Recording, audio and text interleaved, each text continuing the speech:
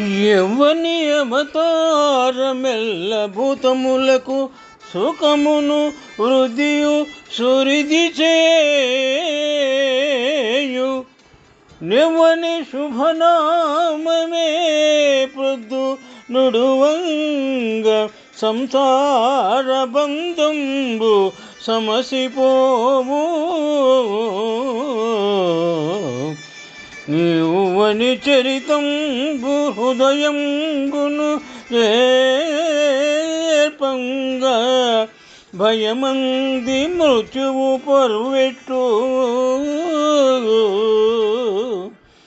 నెవ్వని పదనది నేపారు జలముల సేవింప నైర్మల్య సిద్ధి గలుగును తపస్సులెవని పాదంబు తగిలి శాంతి తెరువనుగాంచిరి వసుదేవ దేవకులకు నెమడుదయుచే తత్కథలెల్ల వినగా నిత్య పుట్టెడి నిరింగింపు మిద చరిత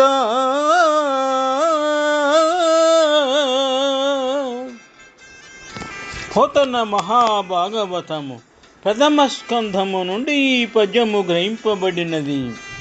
పద్యభావము.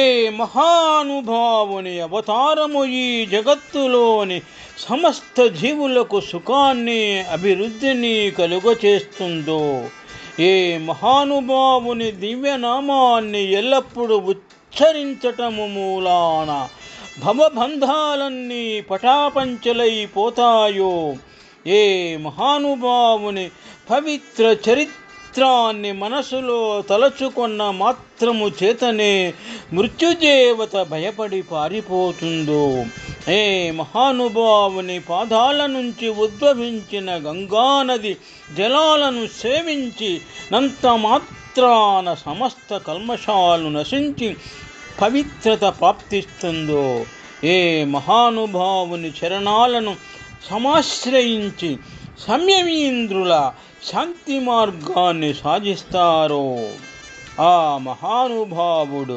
దేవకీ వసుదేవులకు ముదుల బిడ్డగా జన్మించాడో, ఆ వాసుదేవుని కథలన్నీ వినాలని ఎంతో ముచ్చటపడుతున్నాను. ఓ సచ్చరిత్రుడా, వాటిని అన్నింటినీ మాకు తెలియనట్లు చెప్పుమని శౌనకాది మునులు సుత మహర్షిని కోరినారు.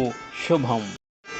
యవ్వని అవతారమెల్ల భూతములకు సుఖమును వృద్ధియు సురిది చేయు నెవ్వని శుభనామమే ప్రొద్దు నుడువంగ సంసార బంధంబు సమసిపోవు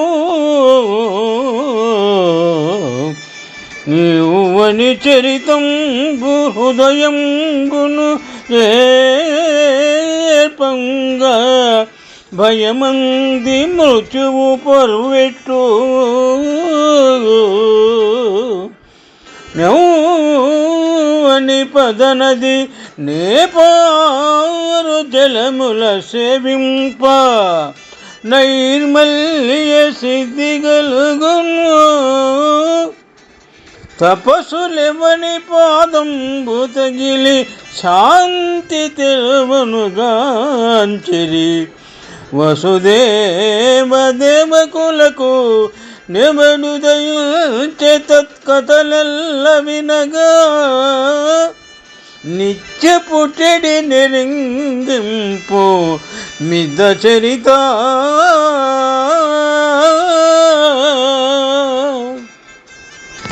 పోతన మహాభాగవతము ప్రథమ స్కంధము నుండి ఈ పద్యము గ్రహింపబడినది.